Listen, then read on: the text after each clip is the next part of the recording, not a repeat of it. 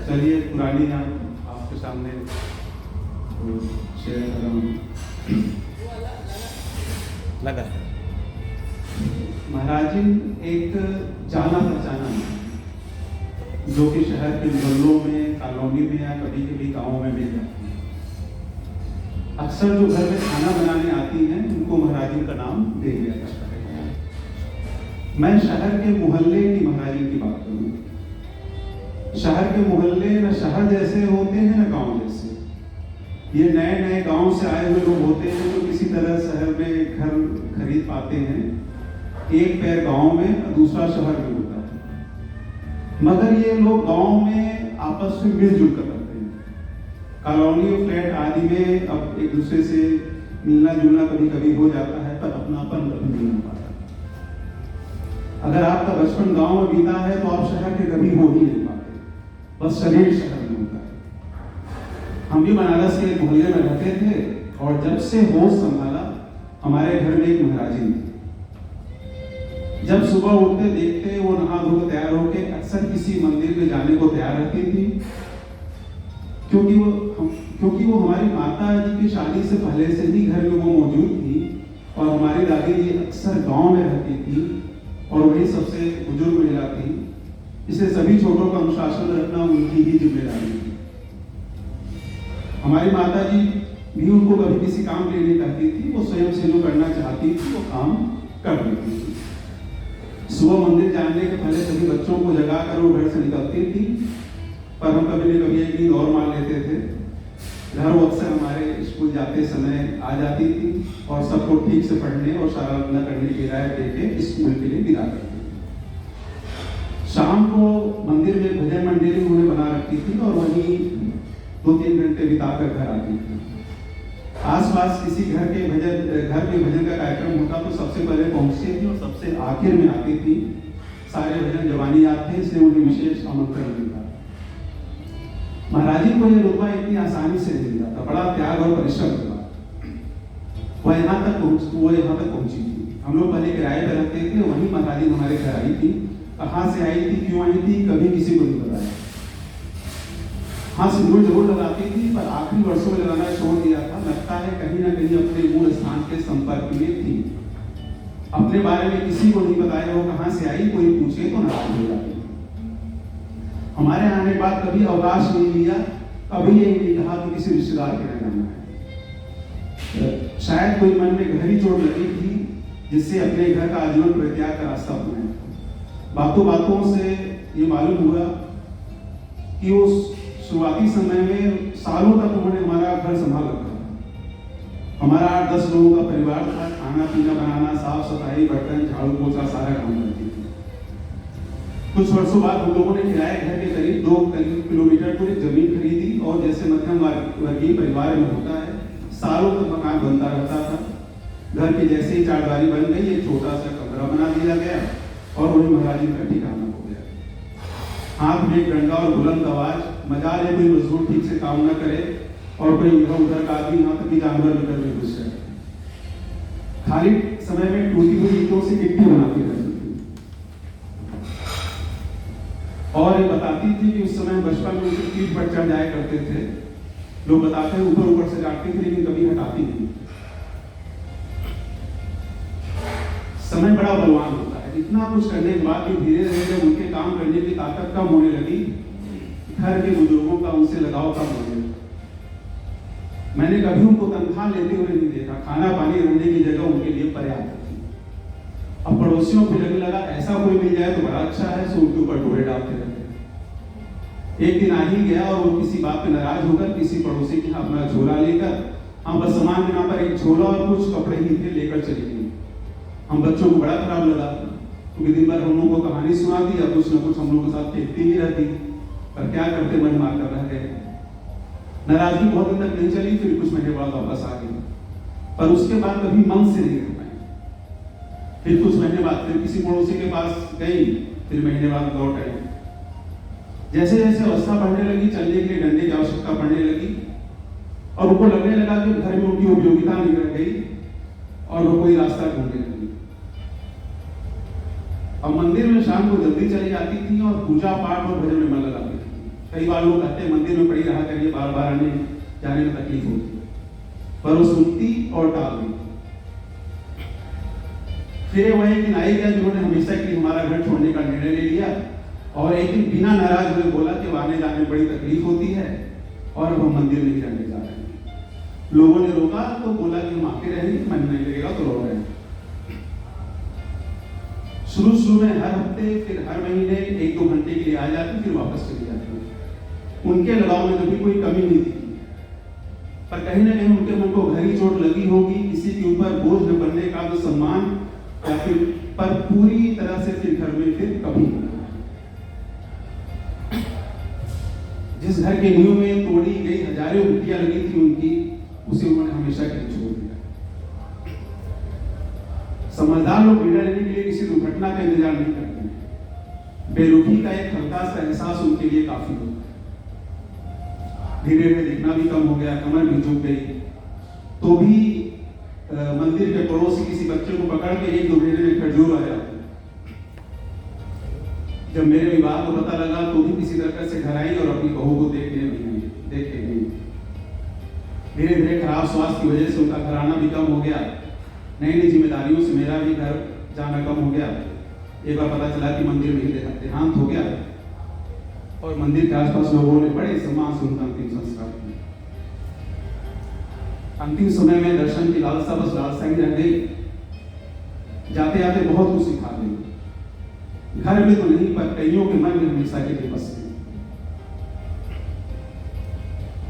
4 line उसके बाद लिखी, चोट से कोई गुरेज नहीं है, बेवफाई की हो गई आदत, बस ख्याल है, बस रहता है एक ख्याल, हमसे किसी को एक ठोकर न लगे।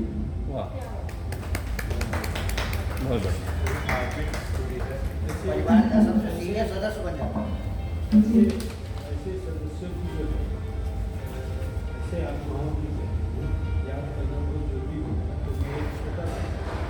तो मैं एक छोटा सा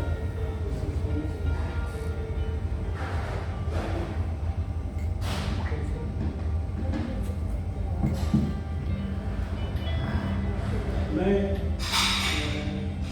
2008 में यहाँ से ट्रांसफ़र हुआ राम, वो राम जो आदिल साहब का, तो आदिल साहब उस वक्त तो सरकार गवर्नमेंट थी, मायावती गवर्नमेंट थी, तो उनकी वाइफ को कार्बोंकल हो गया। तो अब उनकी वाइफ है तो सीनियर सर्जन कैसे न जाए, तो मैं सीनियर सर्जन था और पूरी टीम लेके एम्बुलेंस सर्जन जाते थे उनका लेते। और वो एक अलग बात थी।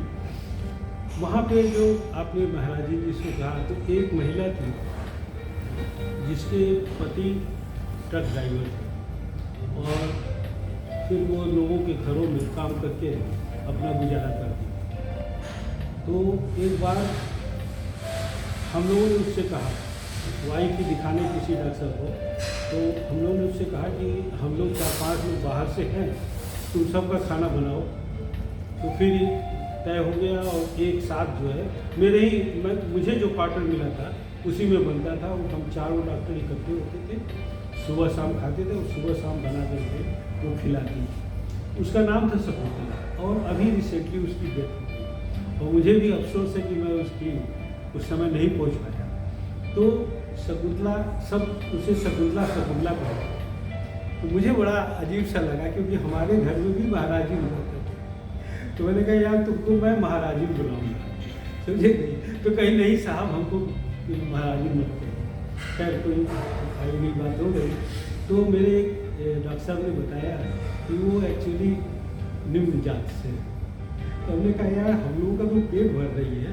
अच्छा, उसको ये इसमें कोई खास बात नहीं थी। जो सबसे खास बात थी कि जिसको कहते हैं ना कि स्त्री के अंदर ममता होती है, वो ममता थी उसको। वो केवल यही नहीं कि हम 4 डॉक्टरों को ही खिलाती थी, वो मतलब अपने रिश्तेदारों के बच्चों का भी पालन करती थी। मतलब उसके इस तरीके की ममतामयी कारस्तानी को सुन करके मैं बड़ा उससे आश्चर्य करता था कि ये कम अभाव में भी किस तरीके से इस तरह विवाह करती है। तो आज मैं उसको श्रद्धांजलि देता हूँ। शकुंतला उसका नाम था और मैंने महाराज जी नाम दिया। धन्यवाद। महाराज सर, जी ये जो भी कैरेक्टर्स हम लोगों ने आज बात करी, आज के समय में बहुत मुश्किल है ढूंढना। अब नहीं मिलते हैं, ना तो ऐसे लोग मिलते हैं, ना घरों में ना बाहर। हम सभी के पास घर में सर्वेंट्स हैं, रोज नए लोग आते हैं, रोज बदलते हैं। ना घर में रहने वालों से उनको लगाव होता है, ना जिन बच्चों को वो गोद में बड़ा करते हैं उनसे लगाव होता है। सब कुछ सारी चीज़ें आज के युग में प्रोफेशनल टर्म्स हो चुके हैं। ऑल डिपेंड्स ऑन आप उनको क्या दे रहे हो, उसके अकॉर्डिंगली वो आपसे करेंगे। और जिस दिन उनको लगेगा कि उनकी डिमांड कहीं और ज़्यादा पूरी हो रही है, वो आपको और आपके बच्चों को और आपके घर को छोड़ के चले जाएंगे। तो जी, तो ये पिछले 30 वर्षों में जो बदलाव आया है कि संबंध, अब वो संबंध नहीं रह गए हैं लोगों से किसी भी रिश्ते में। और घर में काम करने वाले तो बहुत दूर की बात है। अब तो मुझे लगता है बच्चों के घरों में माँ बाप भी एक्स्ट्रा समय, अगर उनको 2 बातें करनी पड़ जाए तो वो ही एक्स्ट्रा हो जाता है, क्योंकि ये समय जितनी तेजी से भाग रहा है, उसके पीछे भागने में किसी को किसी के लिए वक्त नहीं रह गया है और उससे कोई गहराई तक संबंधों को समझ नहीं पा रहा है। क्योंकि हम सभी जो मेरे ख्याल से महिलाएं यहाँ बैठे हैं, सब अपने घरों में इन्हीं समस्याओं से जूझ रहे हैं कि 8 साल 10 साल रह के भी घर के सर्वेंट आपको किस हाल में छोड़ के चले जाएंगे आपको नहीं पता होता है। और हम लोग कोशिश कर रहे होते हैं कि उनको परिवार जैसे रखें, लेकिन वो नहीं रह पाते हैं, वो लगाव नहीं हो पाता है। सर, स्वागत है। तो ये एक विलुप्त सी प्रजाति हो रही है अब, जो नहीं मिलती है किसी को भी। कोर्ट एविडेंस में जाएगा तो उसको 1000-1500 रुपये दे दिया। सर, वो पैसे के लिए जुड़ते भी नहीं थे, उनका संबंध वो कभी तो वो मुझे पूछती थी आपका साहब कब वो है एविडेंस है यार, तुम यही बनाती। कभी कभी जनवरी पड़ जाता था, कभी ठंड में जाता। अच्छा, ऐसा आता था कि रिजर्वेशन मिलना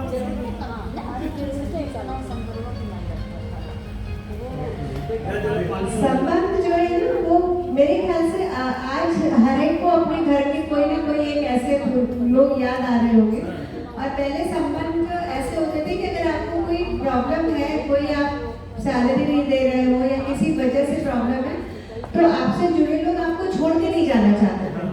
उनको लगता था कि ठीक है, हम 2-4 महीने ऐसे ही कर लेंगे, लेकिन हम आपके यहाँ रहेंगे, हम आपको छोड़ के नहीं जाएंगे। अभी तो सीन सब बदल चुके हैं। तो अब देखिए, सबको याद आ रहा है अपने घर की एक औरत, क्योंकि वाकई उस समय होता था। उस समय हर घर में एक ऐसी महिला या पुरुष भी होते थे, कुछ आते थे, रह जाते थे। वो बस उनको 2 वक्त का खाना मिलता रहे और घर में होता रहे, वो टिक जाते थे पूरी जिंदगी। डॉक्टर कौशलेन, आपसे भी दोबारा हमें कुछ सुनना था, बहुत छोटा था। ठीक है, सुनाता हूँ।